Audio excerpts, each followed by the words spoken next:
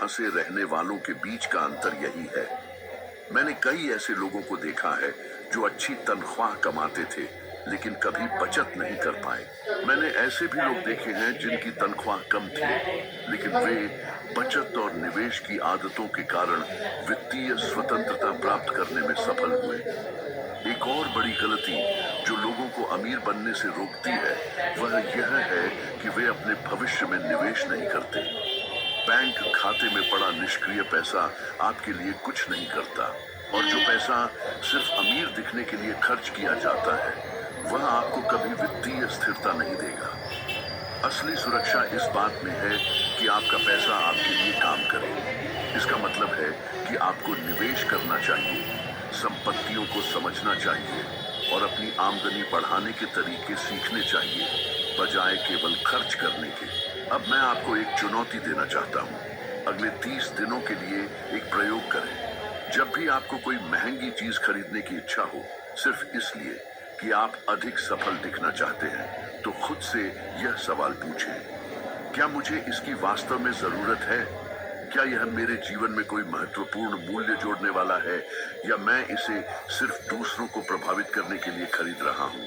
अगर जवाब ये है कि आप इसे सिर्फ स्टेटस के लिए खरीद रहे हैं तो इसे मत खरीदें। इस पैसे को लो और निवेश करो।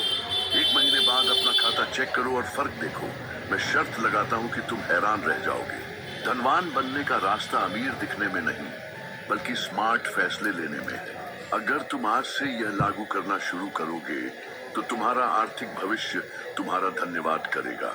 ज्यादातर लोग इसे नहीं समझते लेकिन बार बार बाहर खाना पैसे बर्बाद करने का सबसे आसान तरीका है। इस समय ये छोटी चीज लगती है, कभी एक स्नैक, कभी डिनर, कभी कभी आलस में ऑर्डर किया गया खाना। लेकिन जब तुम महीने के अंत में इन खर्चों को जोड़ोगे तो यह चौंकाने वाला हो सकता है। और अगर तुम यह सालों तक जारी रखोगे तो अनजाने में लाखों रुपए बर्बाद कर सकते हो। क्या तुमने कभी यह गणना की है कि बाहर खाने पर कितना खर्च होता है? चलो एक वास्तविक परिदृश्य पर नजर डालें। अगर तुम सप्ताह में 3 बार खाना ऑर्डर करते हो और हर भोजन की औसत कीमत 700 रुपये है तो तुम हर महीने लगभग 22,000 रुपये खर्च कर रहे हो।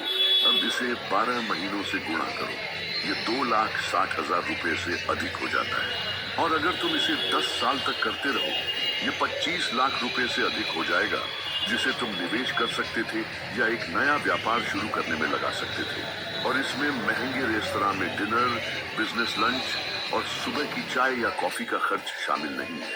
अधिकांश लोग इन खर्चों को छोटा समझते हैं, लेकिन मैं गारंटी देता हूँ, अगर तुम इस महीने के दौरान अपने सभी बाहरी खाने के खर्चों को लिखोगे तो तुम चौंक जाओगे।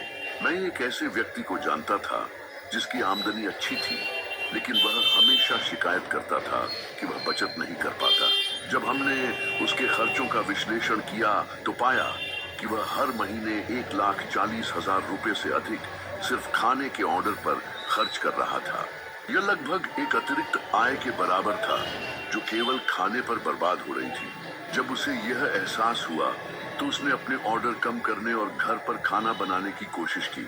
6 महीनों में उसने 8,50,000 रुपये से अधिक की बचत कर ली।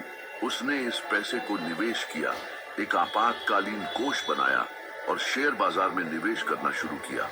एक छोटी सी आदत में बदलाव से उसकी पूरी आर्थिक स्थिति बदल गई। एक और चीज जिसे लोग अनदेखा करते हैं वह है शराब और बार में जाने का खर्च। कितनी बार तुमने सिर्फ एक ड्रिंक लेने की योजना बनाई थी लेकिन अंत में बहुत ज्यादा खर्च कर दिया?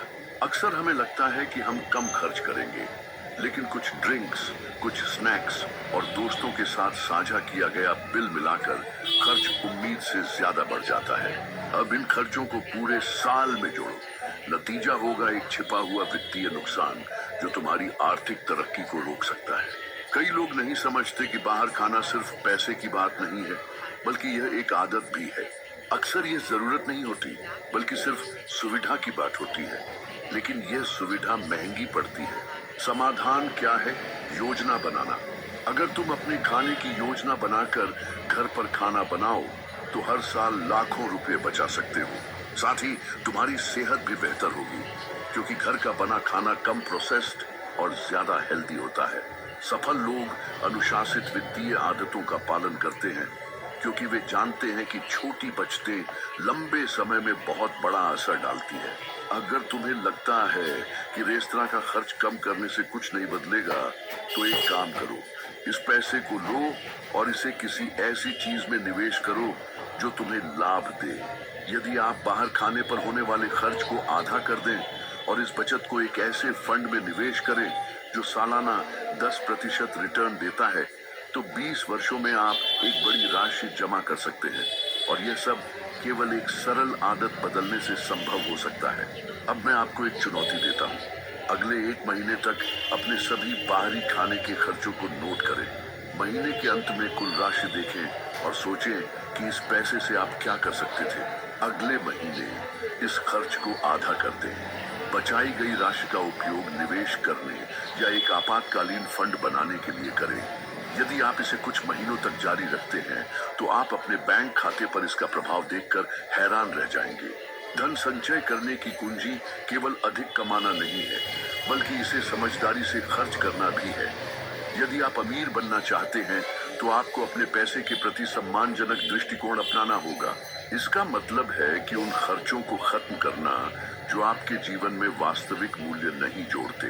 कभी कभी